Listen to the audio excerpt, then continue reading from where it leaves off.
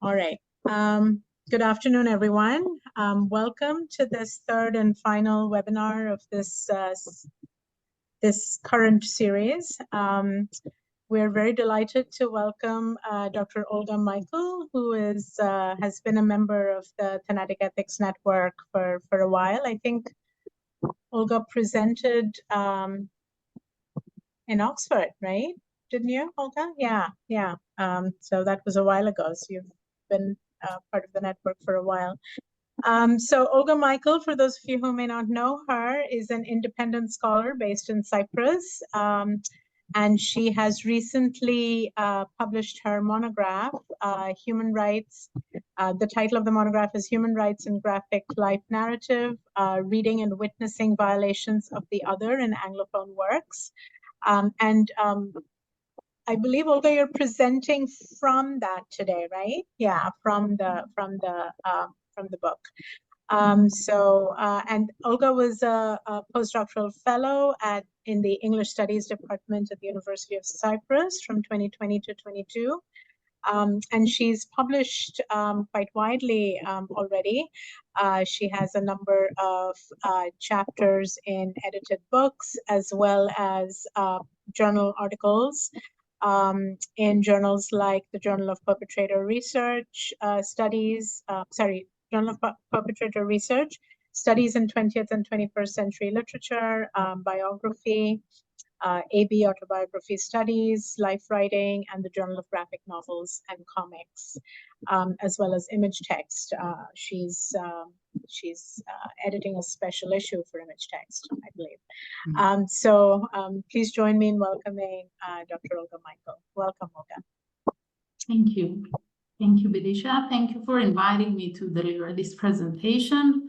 And before I start, just a note to state my appreciation for all the work that's being done through the network, which shows why and how death matters, death at the borders, especially through the times that we are going at the moment. So before going into the specific, I will talk a bit about the overall objectives of my book. It has been published by Bloomsbury Academic under the series of New Directions in Life Narrative. And in this book, I propose an interdisciplinary, intersectional methodology for the analysis of online and print graphic life narratives that remediate fictionalized testimonies of other people's sufferings in different geopolitical, necropolitical, and biopolitical contexts. I examine graphic accounts of human rights violations through a focus on gendered precarities, death, space, and embodied border-crossing experiences. And I argue for the role of graphic life narrative can play in social justice in the colonial, post-colonial, and intersectional feminist literary studies, and in critical race, refugee, and migration studies. In each of the book's 5 chapters, I examine the aesthetics of the visualization of suffering and how artistic choices complicate the testimonies remediated in print and online texts. Specifically, I investigate the extent to which such choices challenge or reproduce mainstream neocolonial depictions of other people that also often justify Western states' neo-imperial practices within their borders and beyond. If vision is affected by social energy, as Kelly Oliver has suggested, and if the way we see other people is determined by images reaching us via mainstream media, I argue that graphic life narratives accounting for other people's pain and intersectional decolonized post-colonial approaches to them enable a different kind of seeing that can also critically engage with stereotypical, injurious mainstream media images of gendered, racially other people, which often introduce them as sensationalized spectacles of victimhood or threats. As I do so, I also assess the extent to which graphic life narrative can function as an alternative jurisdiction in Lee Gilmore's words by voicing human rights violations that remain predominantly silenced. So the webcomics I will be talking about today are Safdar Ahmed's Villawood, which was published in 2015, and I have QR code for you to access them if you want. Affective States, which will be published hopefully in 2025, as well as some cartoons by Ali Dorani, who is known by the pseudonym Eaten Fish, which account for people suffering in Australian asylum detention. Villawood came out of the Refugee Art Project, a grassroots non-profit organization that promotes creativity and freedom of expression of asylum seekers and refugees in the Western Sydney area by providing weekly art workshops inside the Villawood Immigration Detention Center with men, women, and children from such countries as Afghanistan, Burma, Iran, Iraq, and Sri Lanka. Villawood was first released in the Medium by the Shipping News, an outlet for investigative journalism, and it includes illustrations drawn by some of the detainees alongside Ahmed's comics, centralizing their creative testimonial contribution in the creative process. As opposed to being based on a conventional comics page setup, it takes the form of a scrolling webcomic. The more extended version of the online comic was published in book form in 2021 under the title Still Alive. Ahmed's second webcomics, Affective States, was created as an artistic contribution to a special issue, which, as Bidisha said, I am editing for the open access journal Image and Narrative, which is entitled Border Crossings and Human Rights in Graphic Light Narrative, which will hopefully come out in 2025. The comic relates the autobiographical subject's affective bonding through music making with Kazem Kazemi, an Iranian refugee who was held on Manus Island. The second webcomics artist whose work I explore, Eaten Fish, was awarded the annual award for courage in editorial cartooning by the Cartoonist Rights Network International in 2016. And upon his award, the executive director of the network noted that his comics will someday be recognized as important world-class chronicles of the worst human behavior since World War II concentration camps. From his precarious body political and geopolitical positionality, Eaten Fish exposes the Australian state's neo-colonial border violence by his colorful web cartoons. This violence is also reflected by how people like him are at further risk of violence each time they create, speak, draw, or write. Indeed, a postscript to an article written for the conversation on the work of Eaten Fish explains that after the publication, he told the authors that he had been subjected to further violence during his detention on Manus Island.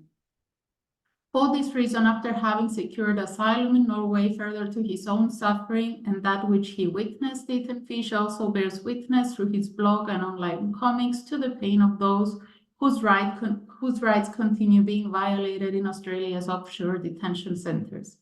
And while comics have been devalued and disregarded, both as an art form and as a legitimate source of historical and journalistic information, when it comes to their exposure of border violence, they seem to matter in ways that can be injurious for asylum seekers and refugees who choose to speak through this art form.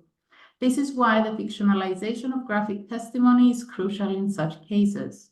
Commenting upon the cartoons of Eaten Fish, Aaron Scott Humphrey writes that they defy the narrative component of graphic narratives because they depict the dehumanized conditions of detention where asylum seekers are kept indefinitely. Given their production in the temporal stasis of detention, they articulate, he aptly notes, a life denied rather than a life narrative. While Humphrey introduces a generic defiance of these comics as what allows them to present the state of stillness and suffering at the border, he also explains that drawing became a mechanism for Dorani to cope with obsessive-compulsive disorder in detention. Eaten Fish shared his comics with other detainees in the bubble of the black side, as Humphreys notes, and I will return to this term later. And after having gained permission to use the internet once a week for 40 minutes, he photographed and shared them with the Australian public using a borrowed mobile phone. This process shows how the political impact of testimony lies in the existence of an audience owes partly to the creation of knowledge, the novos Dorani noted. It is indeed through their online circulation that they expose the notorious violations occurring at Manus Island, the invisible deaths which took place there, the harassment Dorani suffered, as well as his protest, and it is largely because of them that he was granted asylum in Norway. In webcomics like the ones I will be discussing today, dead bodies have significant implications regarding the limitations of human rights discourses and the unequal distribution of violence and injustice across the globe. Antoine Pecou, for instance, discusses the border deaths of the Mediterranean in the context of undocumented migration to Europe and argues that their political significance lies in how they expose the deadly consequences of the politics of migration in Europe and in how they embody the diffuse violence that underlies the control of people's mobility and the rejection of foreigners outside European borders. The dead are also charged with political impact within the Australian asylum detention system. By zooming in on graphic displays of death through a thanatopolitical and necropolitical perspective, I illustrate in the book and this presentation how and why the dead relationally matter in the immediate testimonies of the living. The Thanatic representations I examine illustrate that while the dead are not active members of a given society, their posthumous existence is relational from the micro level of the family to the macro level of the international community. For this reason, I investigate what dead bodies and their treatment can say about how injustice becomes distributed across individuals and nations. To refer to embodiments of death through the comics form as well as to their close examination, I use the term graphic Thanatopoetics, which entails the potential for unveiling the Western framing of particular deaths as invisible by rendering their particularities visible. The value of considering death has been noted by Michel Foucault, who writes that Meleti Thanatu, or the mediation of death, enables a retrospective look at the past and the evaluated memorization of life. Stuart J. Murray situates Foucault's analysis of the consideration of death within the context of caring for oneself and clarifies that such a relation to the self constitutes an attitude toward both self and the world, an embodied relation to the living world, a social, political, and historical exercise or ascesis, an ethic, and an aesthetic. Thinking about death can foreground the ways in which it is constituted of the subject. In ancient Greek mythology, melody, practice, mneme, memory, NIV, song were the three original muses. Their mother, the Titan daughter of Ea and Uranus, Mnemosyne, presided over poetic function. In this sense, melody thanatu, or the thought of death, becomes connected to poetics. As linked to critical remembering, reflections upon death and its impact on life can become recorded in and remembered through literary or visual poetics. In today's socio-political context, political life is informed by death, as shown by how in the name of life, certain deaths are rendered nameless, innumerable, and obscure. The analysis that follows is based on this premise, and it seeks to demonstrate whether comics may expose invisible or obscure deaths and their causes, thus foregrounding the political potential of the spectacle of death in the graphic narration of other lives. My analysis draws from Murray's theorization of Thanatopoetics, which stands in opposition to biopolitics and its affirmative instantiations of life, and constitutes a resistance, a rhetorical counterpart to the dialectics and reductive ontologies of biopolitical life. The thanatopolitical perspective entails reckoning with the dead in an attempt to account for our own complicity in a regime that delivers death to some in the name of prosperity for others, exposing the fault lines of biopolitical logics and foregrounding the rhetorical conditions in which the dead, the dying, and the dispossessed may rise up and speak. So the webcomics I am discussing account for death within Australian asylum detention. The Australian state's establishment of Operation Sovereign Borders has been presented as aiming to combat people smuggling and death in the sea surrounding the country. In this context, the Department of Home Affairs published No Way, a webcomic attempting to deter asylum seekers from irregularly entering Australia through a rather aggressive and hostile language that foregrounds the weaponization and lethal impact of the sea on the precarious lives of those who attempt to enter Australia without official documentation, thus unburdening the state from the responsibility of border deaths. The violent governmentality of irregular migration has also led to the creation of offshore detention centers in the Pacific islands of Manus and Nauru, which are otherwise known as black sites, and within the borders of Australia as that of Villawood in Sydney. Death occurring at these sites remains mostly invisible, similarly to those responsible for it. In my book, I examine such deaths alongside different types of border monstrosity. In Villawood, the narrator refers to Ahmed al-Jafari, a Hazara refugee from Afghanistan, whose illustrations and poems form a core part of Villawood. Ahmed is described as a generous, warm-natured man who prepared drinks for everyone during Safdar's art workshops at the center, performing acts of hospitality in an extremely inhospitable context. The narrator notes that his artwork displays the frustration of being indefinitely detained with no certainty of release. Subsequently, he relates how this man was left to die, explaining that his chest pains had been systematically ignored by the guards, like his psychologist's instructions to place him in a room separately from other detainees due to his severe mental health issues.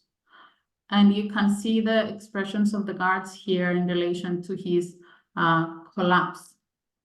At this instance, further to the above, border monstrosity becomes manifested via how a guard decides to stop people from participating in mourning rituals organized by the detainees in the visitors area of the center. Upon a detainee's request to allow people to enter, the guard gets infuriated. As such, border monstrosity concerns how a man was left to die and how those left behind became deprived of the right to appropriately mourn him.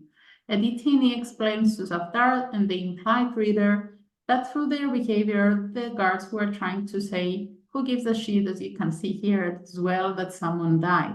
The dehumanization of refugees therefore continues posthumously and becomes relationally experienced by those precariously living at the Australian border.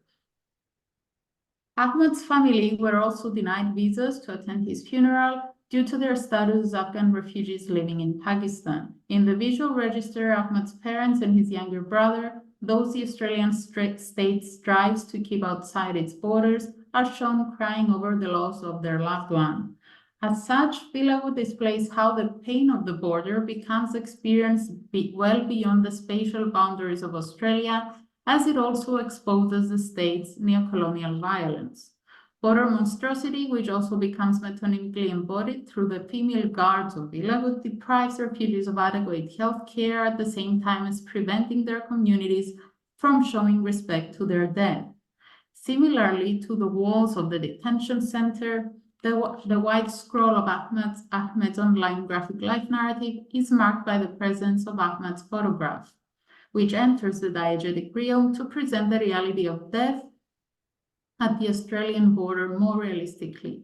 A caption accompanying the photograph explains that this man was killed by immigration, pointing to state responsibilities for his death. However, the guards, the state's monstrous extensions, quickly remove these photographs from the walls to erase Ahmed's death from public discourse and from collective memory. For Olga, mourning comprises a discursive topos that examines the function of the law, the citizen, gender, and the power over the dead and the past in the new democratic polis. In her analysis of Women in Black, a transnational anti-militaristic feminist movement, Thanatopoetics explains how the group brings forth a political restlessness and promise at the heart of mourning those socially instituted as impossible to mourn within the biopolitical archives of territory, nation, and war, as such enacting agonistic mourning. The political impact of Villawood, along the rest of the webcomics I'm discussing today, lies precisely in how, by exposing the lethal impact of border monstrosity, they also counter attempts to force it into oblivion, embodying an act of creative agonistic mourning and strife in their demand for justice. Ineffective states, Ahmed also illustrates the Australian state's neo-colonial management of the sea and the function of the Pacific islands of Manus and Nauru as offshore detention prisons, where racially added refugees are exposed to increased precarity and vulnerability to death. The webcomic starts with a collage of images used by the Australian state in the context of Operation Sovereign Borders. The sea is presented as threatening and destructive. Such visual oceanic depictions are positioned alongside a map of Australia under a stop sign. Affective state starts by repeating this threatening spatial imagery as well as a statement that accompanies it and becomes repeated throughout Norway, reminding readers that Australia's borders remain strong. The force of the sea is shown in these photorealistic images of boats being shipwrecked in waves, in what seems as an attempt to visually highlight the increased possibility of death in such a context. Contrary to these realistic representations of the aquatic threat of death, the depictions of refugees in Norway are more abstract. While in Understanding Comics, Scott McCloud argues that abstraction in comics iconicity enables readerly identification, in this instance, the abstracted figures of the boat people visually trigger distance and estrangement. Being visually embodied as such, undocumented border-crossing populations become presented as elusive, indecipherable, and threatening. Their lives are thus subsequently deemed disposable. Affective states illustrates in different ways how the sea becomes configured into a liquid wall in Australia's attempts to prevent people from entering its territories and jurisdiction. Nadine El Enani and Sarah Keenan comment on Australia's policing of the sea around it, linking its current policies to the country's violent colonial past. They describe Australia's colonial use of the ocean as part of its ongoing mission to reign supreme as a white island in an otherwise racialized South Pacific, and note the state's attempt to conceal its violence in the distant island refugee prison camps of Manus and Nauru. They describe its efforts to keep the ocean that surrounded it empty of migrants as an aquatic postscript to its founding racist fiction that the land was empty when British colonizers arrived, and they explicate how this treatment of the Pacific Islands and the refugees who are detained there constitutes part of its racialized placemaking. They further note that places like Manus and Nauru have long been used as sites for the isolation and punishment of racialized people whose existence is perceived as a threat to white Australian sovereignty, from Aboriginal half-caste to Muslim refugees. Therefore, looking into the colonial histories of these peripheral island spaces allows the contextualization of Australia's contemporary treatment of refugees within a longer trajectory of colonial violence that is linked to space, place, and whiteness. Ahmed's webcomics, as well as those by Ethan Fish, expose the form that Australia's otherwise invisible colonial violence is contemporarily taking, countering the international image as a safe and peaceful nation that the corresponding state attempts to sustain across the globe. So in one of his cartoons, which expose injustices at the Australian Offshore Detention Centre of Manus Island, Ethan Fish draws the island landscape in bright colors and a style that resembles children's cartoon illustrations. Palm trees and lush greenery mark the background as the sun has smiley features.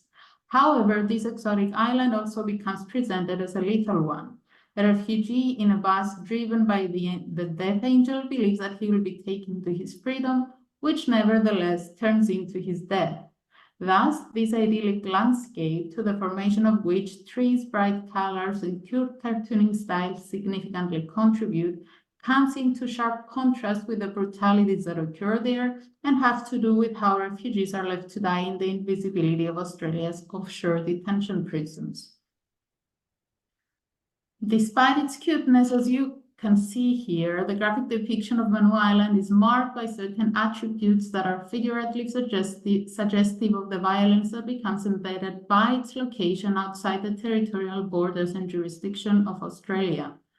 As the cartoon shows a refugee expecting to reach his freedom, the narrative section underneath it critiques the kind of misinformation that reaches the Australian public about Manu, explaining how another refugee, Salim in this case, was left to die.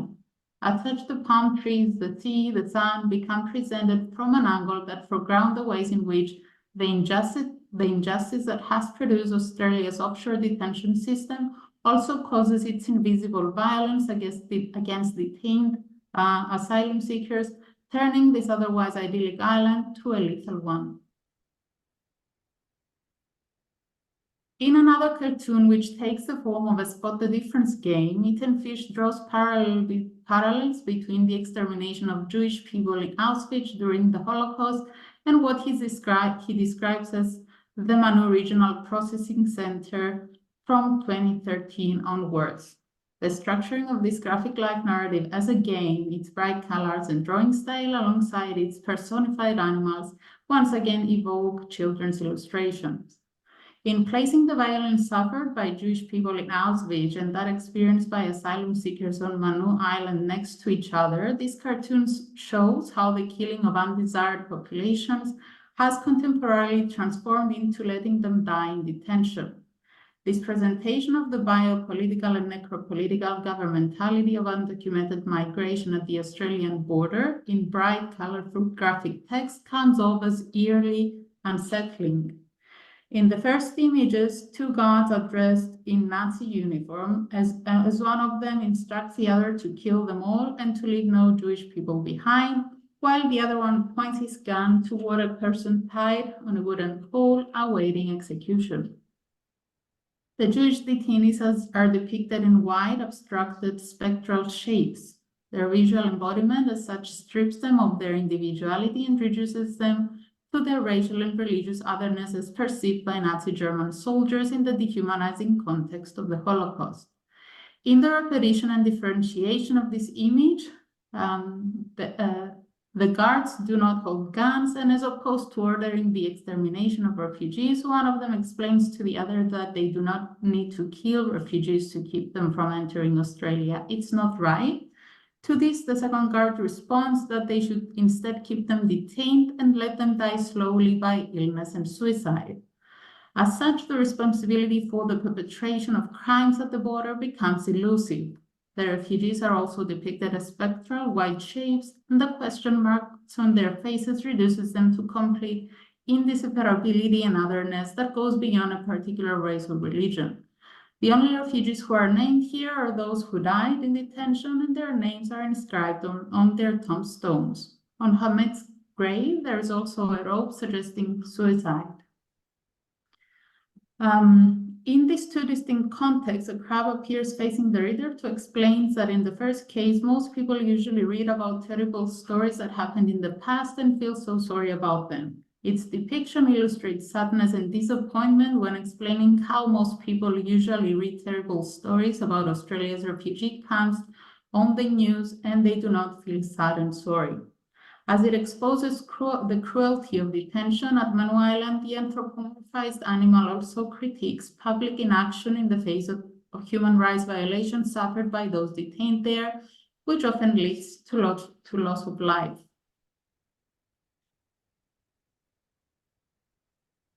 Michelle Bui writes that Australia's detention sites at Manus and Nauru operate under a veil of secrecy outside of an effective state jurisdiction and with little independent oversight, something that has led to their characterization as black site.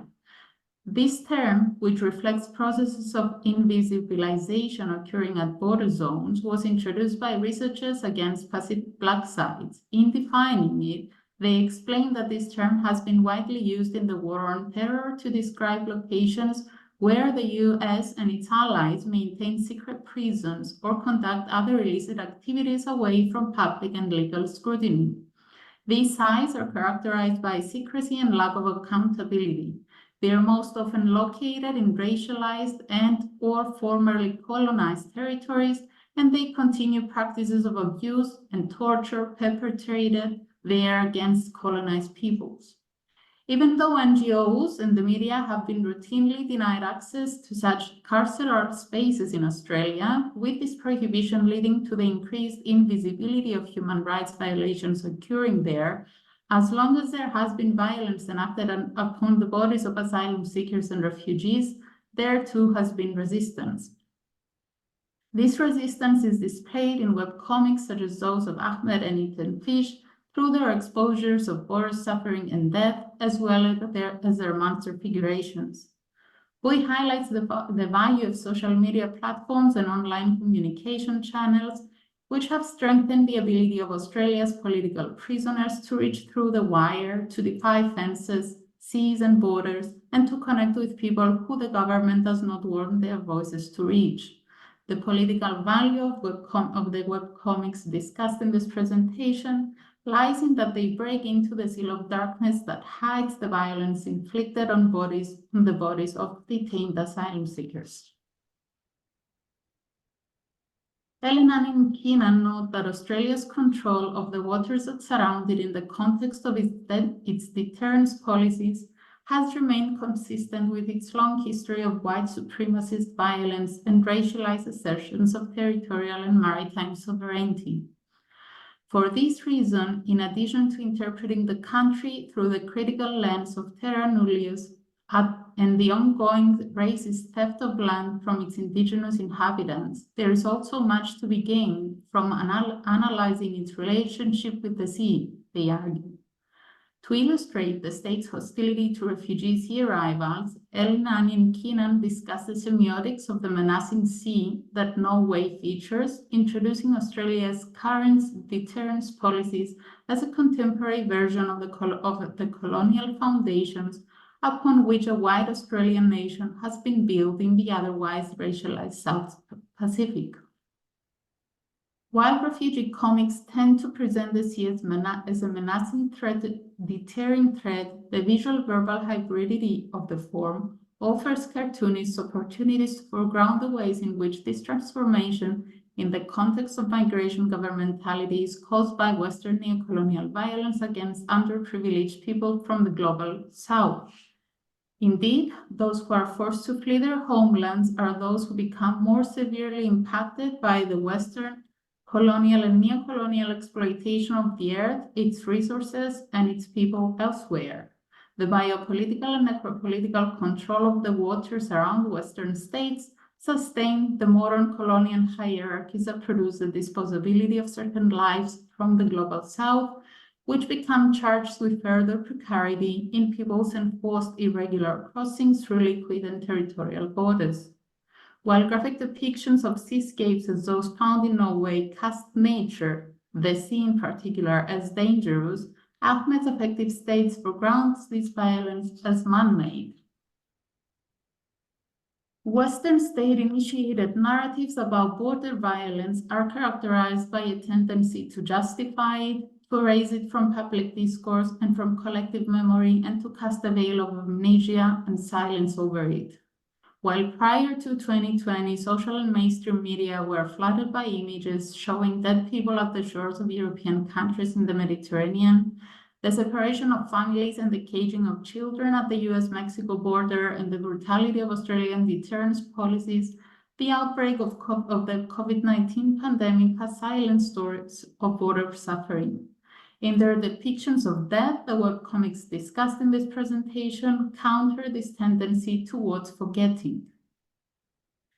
Antoine Pecou and Paul de Goutener write that the right to leave a country is a human right, and the line between discouraging and forbidding people to leave is thin. The responsibilities for human rights violations surrounding migration control are therefore difficult to establish. The texts examined in this presentation illustrate this difficulty. The state, as a perpetrator of border violence and death, remains elusive. From the transformation of killing people to letting them slowly die while suffering a number of daily deprivations and humiliations that can cause psychic pain, To the metaphorical and metonymic depiction of border violence through monsters, the selected text foreground the difficulty of establishing single agents or entities as those responsible for border injustice. At the same time, however, in bearing witness to it, they foreground border violence as inextricably linked to the elusive sovereign state. In 2000, Teresa Hayter noted that the morality of frontiers where human rights are at their lowest is threatening the interiors of the countries. 2.5 decades onwards, this statement seems more valid than ever across the Western world. It has been noted that the way in which society handles the fate of foreigner ultimately reflects the values upon which it is based, and the evolution of migration controls toward greater harshness may eventually backfire and threaten the principles and freedoms that lie at the core of democratic society. Europe, the US, as well as Australia, and their freedoms, however, have been diachronically based on colonial values, which are contemporarily reflected in their border and migration control policies. Contrary to the collective amnesia regarding their colonial pasts and presents, the dead and the living dead left at their borders force us to bear witness to this fact. The comics discussed in this presentation foreground the violence of Western borders as neo-colonial, and those trying to navigate it as constantly resisting their configurations as mere lifeless bodies. Thanatic specters in graphic life narrative then have important rhetorical potential.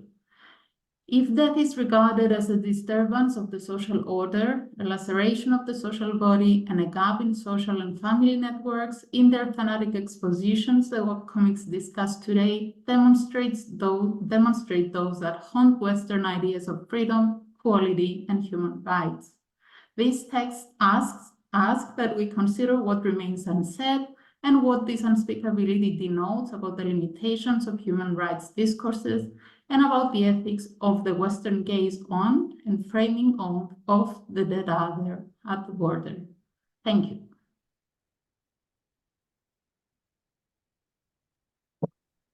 Thank you very much, Olga. Thank you. Did you want to, before we open it up for questions, do you want to share the slides that we missed? It's up to you.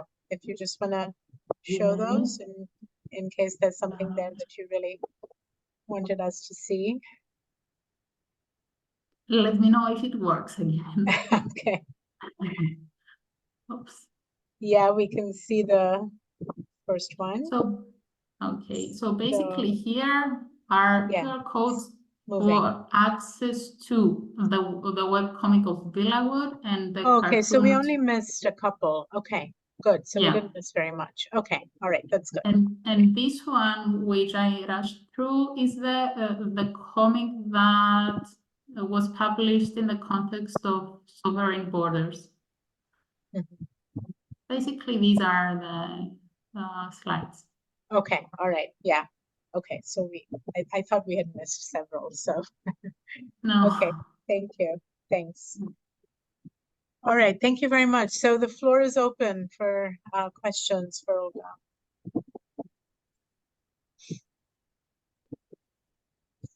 Feel free to ask or type or however you want to do it.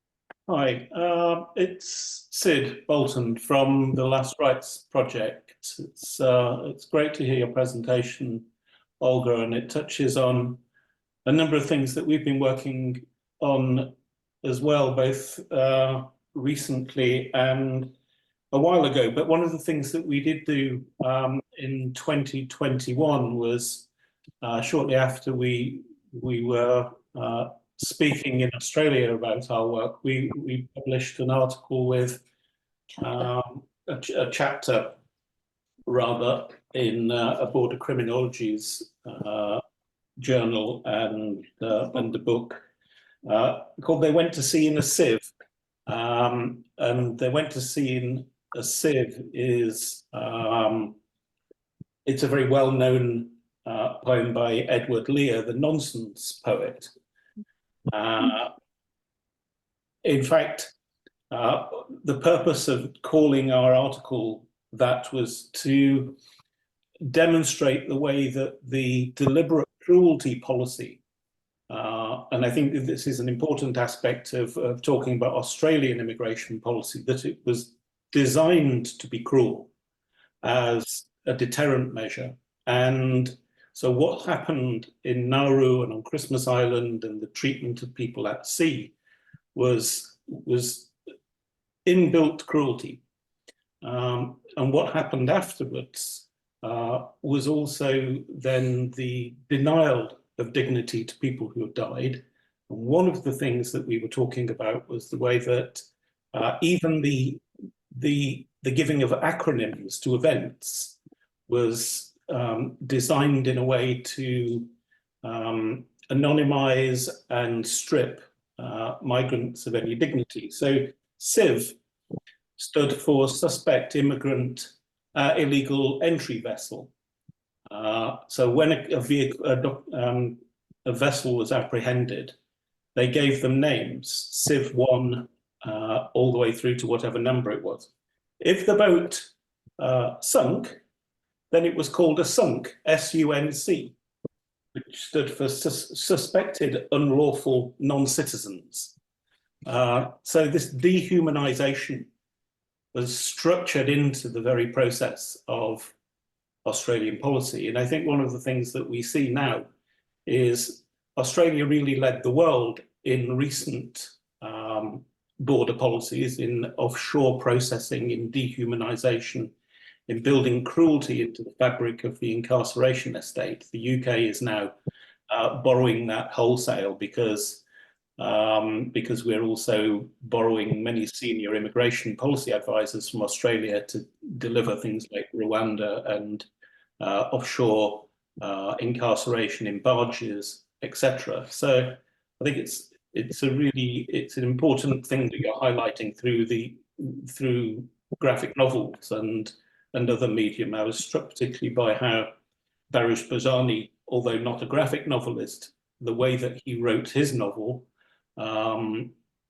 was by sending text messages from Nauru, and then was translating that. So people have had to be extremely ingenious and creative in the way that they've been able to give testimony to what is happening. Yeah, I'm digressing somewhat, but I was struck also talking about the contemporary use of graphic novels, where we are in the south of France. We're on the border that commemorates the Spanish retirada of the 30s, when 400,000 people were exiled from Franco's regime, and they were kept on beaches in what was one of the very first references to concentration camps. So it was refugees in the first place who were subject to concentration. And there was a wonderful Catalan Shall I hold that a bit nearer? Catalan cartoonist who was incarcerated, and he spent his time documenting daily life in minute detail in those camps. So we have a wonderful, wonderful contemporaneous record of the conditions, thanks to the graphic novelist. I think you'd find it very interesting, Olga. In that camp. So we can send you the details of that. It's maybe we can put it in the chat, can we? We could put that in the chat. But like I say, thank you very much for your presentation. Thank you too for all the information. Because this is ongoing work, I'm sure that your input will be very important in my work in progress. So thank you very much. If I could just come back with one more thing, which I forgot to say, specifically about the Civ X tragedy, where I think it was 421 people were killed on that boat. There were years of denial of information to the families in that shipwreck, and it took 7 years before a memorial was permitted to be erected in memory of the people who lost their lives. But that is in Canberra now in the national park by Parliament. And it's an extraordinary memorial because it's got 421 pillars set in the shape of a boat over a number of, hundreds of meters. It's enormous. But it itself is a graphic novel in the sense that it invited everybody, children from all over Australia, to decorate one of those posts with images of the people who had lost their lives and celebrate them. So you can walk around that and read an entire history of all the people who were lost in that. And that in turn was designed explicitly referencing the way that Aborigine First Nations communities observe funeral rituals by placing their loved ones' remains in hollowed out trunks of wood placed upright and carved in the landscape. So there's a real harmony of understanding in that particular sculpture. When we talk about colonization, it was almost a very, very deliberate attempt to reference colonization and also resist it. Thank you. All right, we have a question from Raphael. Please go ahead. Hello, can you hear me? Yes. Okay, super. Okay, this is Raphael Herrmann from the Center for Migration, Diaspora and Exile at the University of Central Lancashire. Thank you so much, Olga. Great and urgent, courageous work as per usual. I was wondering about sort of the relationship between sort of the imagery of these graphic novels and this propaganda, anti-immigration imagery of the Australian government, because that seem to be integrated sometimes in the novels, but also kind of to sort of react to it. For example, the image of the death angel of the bus carrying the detainees to death seems almost to echo the ones on the boat from the color. So I was wondering how they interact. And if you could say a little bit more about that. Thank you. Yeah. I think that, especially in the work of Safdar, he does that a lot, where the initial parts of his webcomics are images and narratives borrowed from politicians or mainstream discourse which demonize refugees. And then he goes on to basically deconstruct that narrative by providing other perspectives, which basically reject this demonization of the refugees. So these images are being repeated throughout, and they are repeated within the context of traumatic stories and life narratives and crimes that are being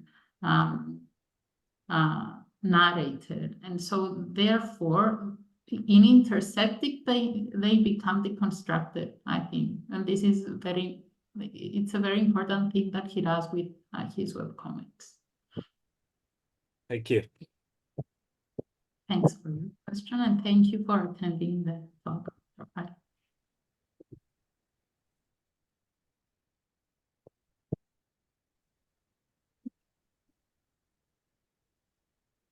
Mitra has a question. Mitra, go ahead. Hello, thank you for this very interesting talk. I'm just wondering, because you mentioned Ali Dorani at the beginning and his eaten fish and his cartoons. Well, I was reading about him for quite some time, and what do you think? How powerful his cartoons are, because she has done that in a very difficult conditions, and these cartoons had made him saved his life eventually.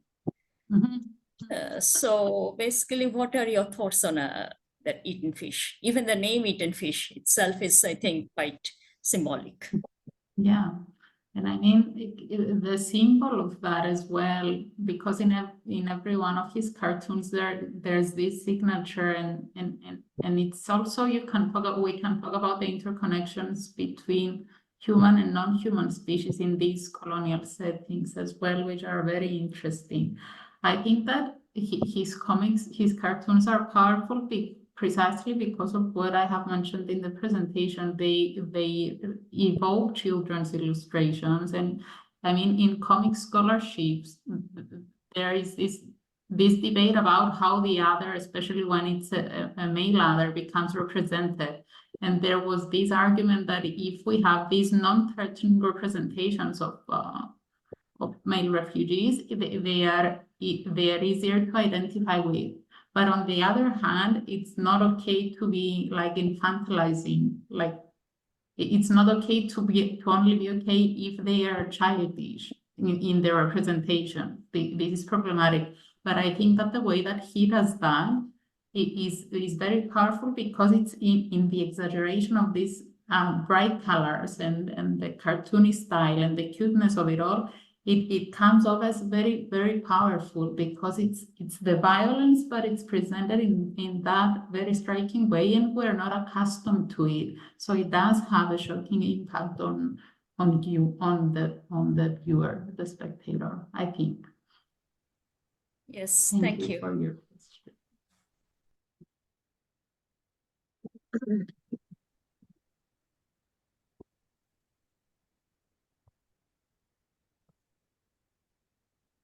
Other questions?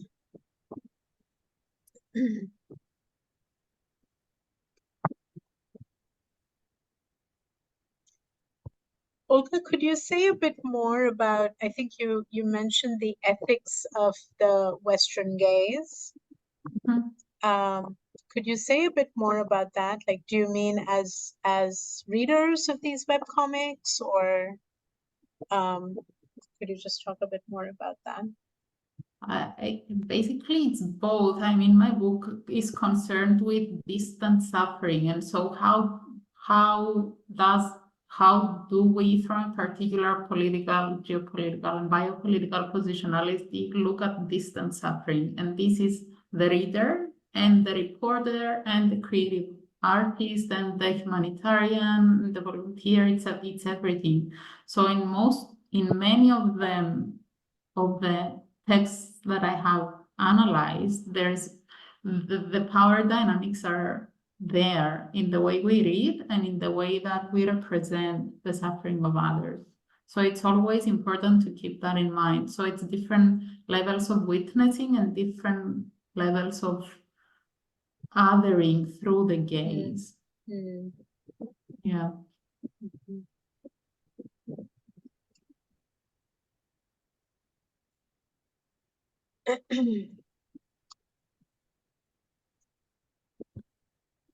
Tama, go ahead. These comics, they have been published online only, or is there also a publisher? And can you let us know a bit more about the infrastructures behind these comics? Basically, I from what I know, I don't think that Ali Dorani has book versions of his comics. They're mostly published online through a blog, which it's also the aspect of the comic that's very democratic in terms of accessing a lot of people, as opposed to a book version, which only, first of all, for the publication of the book, having access to that is limited. It's only for some people. And then having access in terms of buying the book is actually also limited to some people on the globe. Safdar Ahmed's webcomic was initially published online, and then it was published through Fantagraphics in a book form in a more extended version in 2021. And it also won a prize, actually, when it was published. So he's gaining popularity, and his work has also been displayed in galleries across, I mean, in the UK, I know for sure. So he's accessing different places, but I think that his work is really, really important. And the way he presents himself as as the outsider who goes into the detention center does not fall into the trap of reproducing hierarchies as well. I think that, I mean, in being sarcastic about himself, he manages to avoid that trap. And of course, I mean, his initial publication as a webcomic was crowdfunded, I think, if I am not mistaken.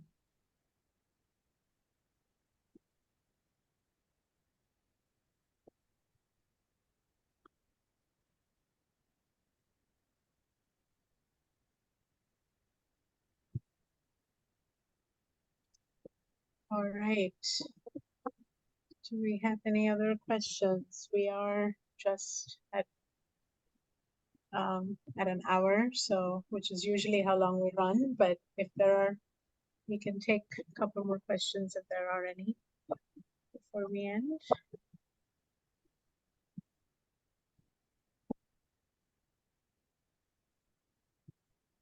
Okay, it looks like we don't have any more questions. All right, well, then we'll end it here. Thank you very much, Olga. That's And really thank you interesting again, presentation. Vidisha. Thank you. Thank you. you. Thank you. Yes. Thank you very much. And thank you everyone for attending. Thank you. Thank you very much. It was really Thanks, interesting. Peggy. Thank you, Olga. Thank you. Thank you. Bye. Bye-bye.